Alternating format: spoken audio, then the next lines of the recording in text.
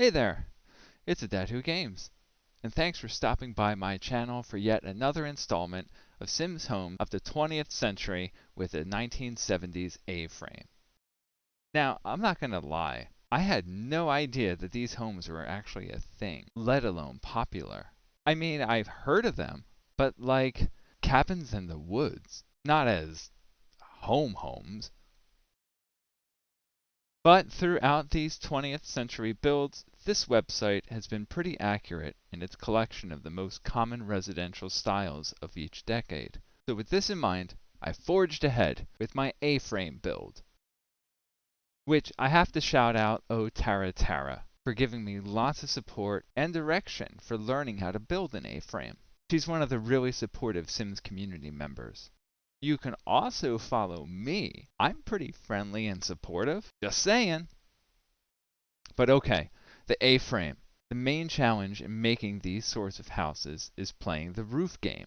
First, you stack rooms, however high you want, but you need to make sure you have even steps for each story of your build.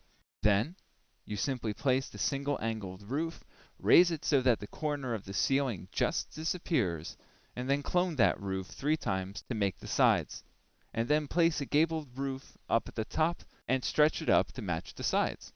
Make the roofs 1 square long for single square room steps, and make them 2 squares long for double square roofs, and so on.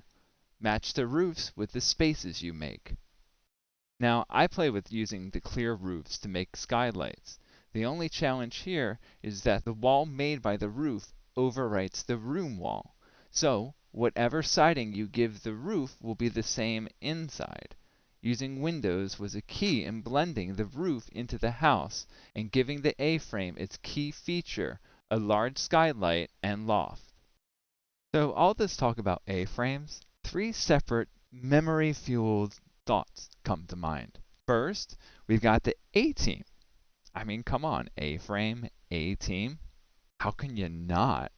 Of course, there is a chance that you might not even know what I'm talking about, and you might not have ever watched the A-Team on TV. Suffice it to say that it was an action TV show, where every episode there was a different mission to help some unfortunate person or group because they're being bullied by all the bad guys. So the A-Team will show up and come up with some elaborate scheme, usually having them dress up in different costumes and whatnot, and then somehow magically thwart the bad guys. There was a lot of shooting, but no one ever got shot. Did I mention that I had Mr. T? Mr. T was the man when I was a kid. I think he has an apple orchard now. Yeah, I remember when Conan visited. Okay, the second thought comes to mind. Joey from Friends. Ayy! Which could also be the Fonz from Happy Days, but I think I prefer Joey. How you doing? Finally, my third thought is that of hiking in the Adirondacks of New York State when I was in college. I went as a member of the outing club. No. It had nothing to do with coming out. Although that was the initial thought of some of the members, so that led to some pretty interesting informational meetings. Anyway, we went on outdoor-related activities every weekend. My favorite was to go winter hiking in the high peaks. Mount Marcy was the coup de grace, and we hiked them all. We would camp, climb a mountain, camp, climb a mountain. It was insanely cold, and I wore layers upon layers, but it was so much fun, and I felt amazing to really work your body. Climbing over rocks and giant tree roots to get to the top of the mountain and marvel at all of the adjacent mountains that you swear you could just jump over to. They seem so close. There would always be those members, though, who we'd hype up for trying something different for the first time, and they would eventually cave and agree to go with us on a trip, and then immediately regret it the first night. Usually it was the stringing up of food to keep it out of reach of bears, because if they can get to it, they're going to try. So it's best not to tempt the neighborhood bears. Some of my best experiences occurred during these trips, be it snowshoeing to a cabin deep in the woods, canoeing through Algonquin National Park in Canada, wall climbing, and of course, Nick Tahoe's and the garbage plate. Yeah, it's like macaroni, home fries, beef patties or hot dogs, all topped with some grease trap mess. It was like concentrated fast food crud, and they ladled it on top of your food. Oh!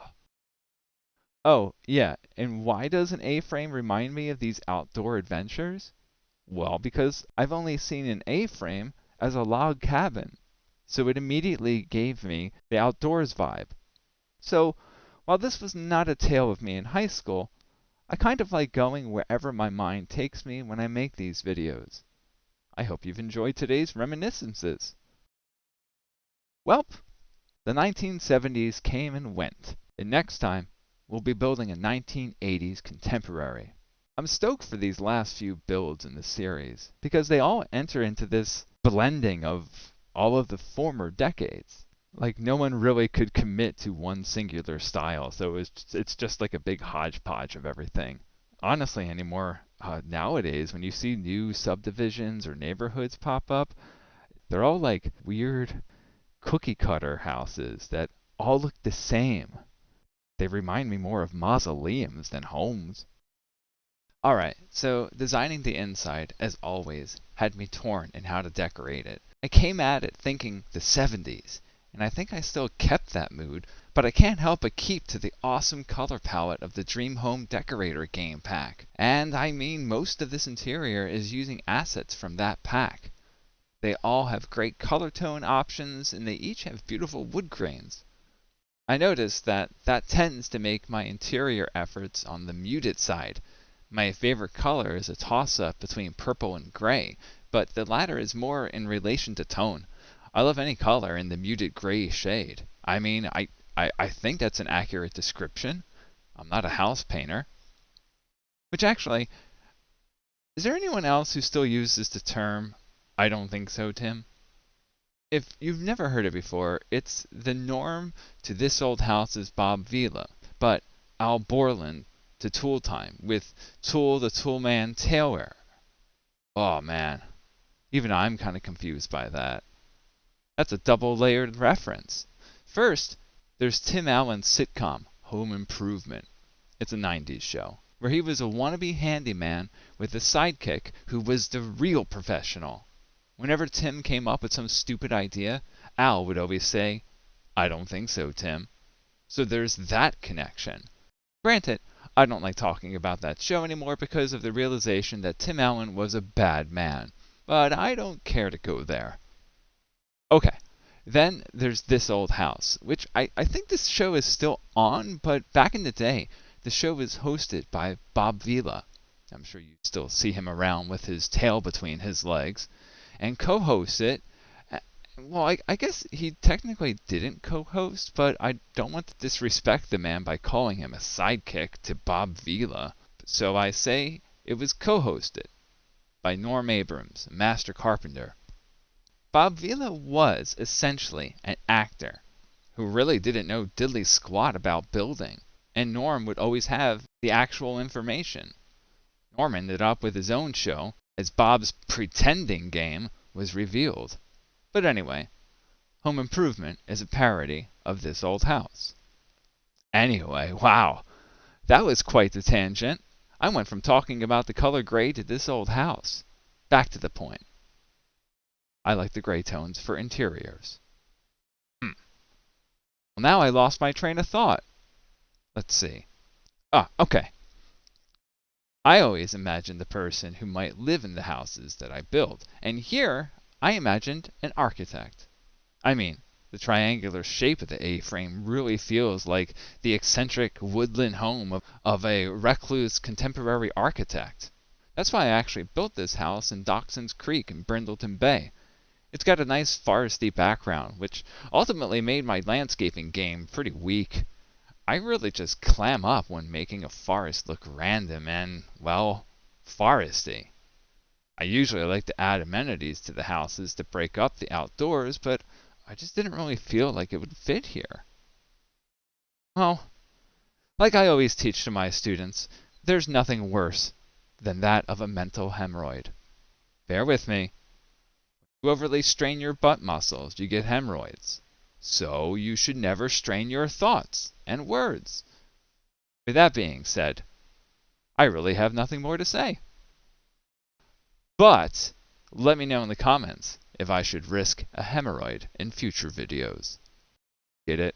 But, I really appreciate that you decided to spend some time with me today. Please don't forget to like, comment, and also please subscribe. It's free, and it's an amazing way of supporting me in this YouTube adventure. Don't forget, you can also watch me on Twitch, so give a follow over there as well. And, well, thank you so much for watching. And until the next, have a day. And now, a melodic selection of royalty-free music provided by the good people of YouTube. Thanks again for watching.